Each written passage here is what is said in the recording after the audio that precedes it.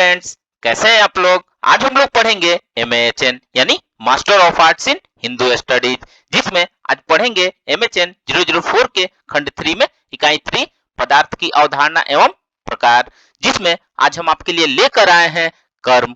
तो video start करने से पहले जो भी फ्रेंड्स हमारे चैनल पर नए आए हैं, कृपया चैनल को सब्सक्राइब कर ले और बेल आइकन को प्रेस कर दे, ताकि जो भी लेटेस्ट वीडियो हमारे चैनल पे आए वो सबसे पहले आपको मिल सके। तो आइए ज्यादा टाइम को न लेते हुए चलते हैं अपने टॉपिक पर। पदार्थ की अवधारणा एवं प्रकार में कर्म के बारे में पढ़ते हैं। तो आइए वीडियो को स्टार्ट करते हैं। वैशेषिक दर्शन का तीसरा पदार्थ कर्म है। यह द्रव्य तथा गुण आदि पदार्थों से भिन्न तत्व है। वर्ग इसे गुण से पृथक नहीं मानते, किंतु न्यायिक वैशेषिक दर्शन इस पक्ष को नहीं स्वीकार करते हैं। गुण द्रव्य में भी रहता है, किंतु कर्म थोड़ी देर तक ही रहता है।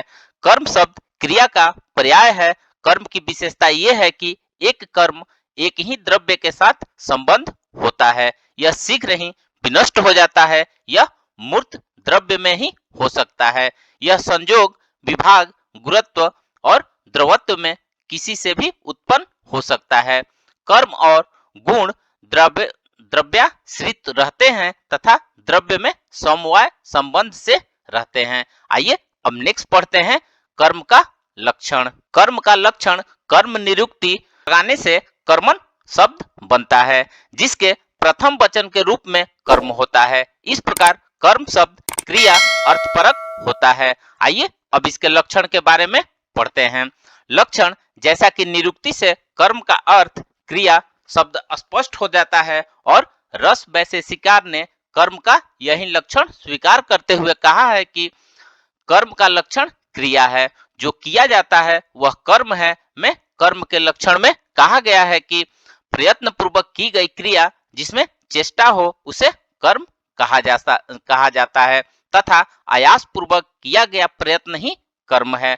हालांकि चेष्टा प्राणियों का कार्य कहा जाता है, फिर भी यहाँ चेष्टा शब्द क्रिया का बोधक है। संयोग तथा वियोग विभाग में जो एक साथ ही कारण हो तथा जो द्रव्य में आश्रयभूत हो ब्रह्म कहे जाते हैं। कर्ता द्वारा कर्तव्य की क्रिया ही कर्म है। उत्पन्न हुआ कर्म अन्य किसी कारण की अपेक्षा नहीं करता है, अर्थात एक बार प्रारंभ हुआ कर्म जब तक प्रवर्तमान रहता है तब तक उसे कारण या कारांतर की अपेक्षा नहीं रहती है।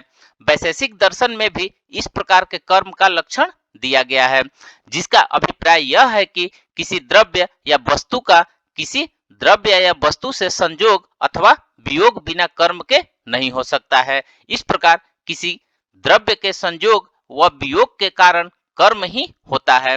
गुण की तरह यह समवाय संबंध से द्रव्याश्रित होता है। बिना द्रव्याधार के कर्म की कोई स्वतंत्र सत्ता नहीं होती है। करने योग्य जो भी क्रियाएं होती है वह कर्म है। वैशेषिक दर्शन में जो एक द्रव्य शब्द प्रयुक्त हुआ है उसका तात्पर्य है कि जो संयोग तथा विभाग की शांति अथवा भांति दो द्रव्यों में आश्रित न होकर एक ही द्रव्य में आश्रित होता है उसे एक द्रव्य कहा जाता है।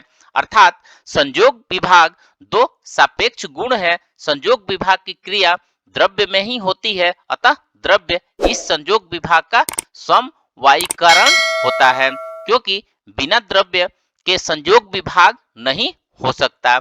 जब संयोग विभाग होगा द्रव्य में ही होगा तथा इस संयोग विभाग का निमित्ती कारण कर्म होता है। यह कर्म संयोग विभाग में किसी की सहायता नहीं लेता है, अतः यह किसी भी कारण की अपेक्षा नहीं करता है।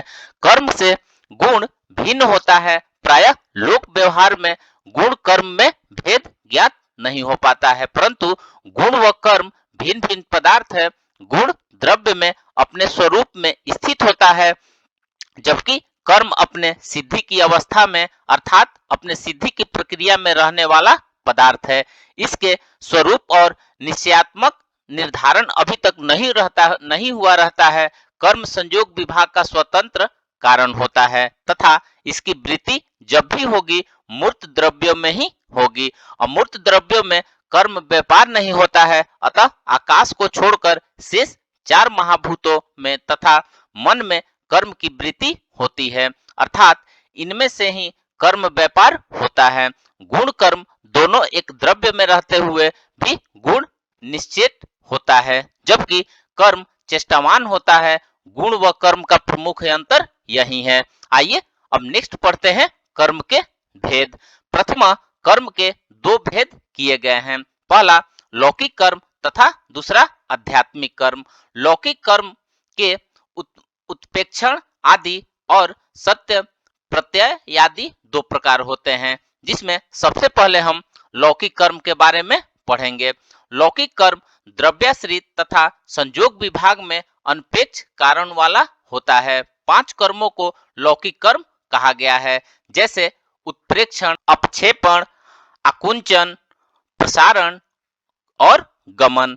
वैशेषिक दार्शनिक भ्रमण, रेचन, ड्रिम्पिंग, ब्लेजिंग और जिगजैग मोशन को स्वतंत्र प्रकार के कर्म न मानकर गमन के विभिन्न रूप मानते हैं। आइए अब नेक्स्ट पढ़ते हैं आध्यात्मिक कर्म। मंगल, स्वत। ये अब नेक्स्ट पढ़ते हैं आध्यात्मिक कर्म। मंगल आदि धार्मिक अनुष्ठान से संबंधित कर्मों को आध्यात्मिक कर्म कहा जाता है। आइए अब उत्प्रेक्षण के बारे में पढ़ते हैं। उत्प्रेक्षण का तात्पर्य ऊपर की ओर गति करने से है, क्योंकि उत्प्रेक्षण का अर्थ ऊपर गति करना होता है। इस क्रिया या कर्म में निम्न प्रदेश से विभाग तथा ऊर्ध्व प्रदेश से संयोग होता है। शरीरावयव व उसके संबंध में ऊपर के प्रदेशों से संयोग के कारण तथा निम्न प्रदेश से विभाग के कारण स्वरूप जो कर्मोत्पत्ति या क्रिया होती है उसे उत्प्रेक्षण कर्म कहते हैं। आइए अब नेक्स्ट पढ़ते हैं अवक्षेपण। अवक्षेपण का अर्थ नीचे या निम्न प्रदेश में गति करना होता है। यह कर्म उत्प्रेक्षण के विपरीत कर्म होता है। इस प्रकार ऊर्ध्व प्रदेश अर्थात ऊपर के क्षेत्र से विभाग तथा निम्न प्रदेश से संयोग का जो कारण होता है उसे अपक्षेपण कर्म कहा जाता है। आइए नेक्स्ट पढ़ते हैं आकुंचन कर्म। इसे लोक भाषा में सिकुड़ना कहा जाता है। इसमें गति अग्रभाग से मूल भाग की ओर होती है। इसमें अग्रभाग से विभाग तथा मूल भाग से संयोग होता है। इस प्रकार अग्रभाग का विभाग व मूल भाग से संयोग के कारण रूप कर्म को आकुंचन कर्म कहते हैं। आइए नेक्स्ट पढ़ते हैं प्रसारण। यह आकुंचन के विपरीत होता है। इसे लोक भाषा में फैलना या फैलाना कहा जाता है। इसमें मूल प्रदेश से अग्र प्रदेश की ओर गति होती है। मूल प्रदेश से विभाग और अग्र प्रदेश से संयोग होने से जिस कर्म की उत्पत्ति होती है उसे प्रसारण कर्म कहा जाता है। आइए अब नेक्स्ट पढ़ते हैं गमन। जिस कर्म के क्रिया के द्वारा एक स्थान से विभाग तथा दूसरे स्थान से संयोग होता है उसे गमन कहते हैं। गमन का अर्थ यानी क्रिया करना होता है। भ्रमण, रेचन, स्पंदन, ऊर्ध्व ज्वलन और दीर्घ गमन आदि गमन के अवान्तर भेद हैं। फ्रेंड्स, इस प्रकार से आज हमने पदार्थ की अवधारणा एवं प्रकार में कर्म के बारे में पढ़ा। तो मिलते हैं एक नए वीडियो के साथ में, तब तक हमारे चैनल पे बने रहिए। धन्यवाद।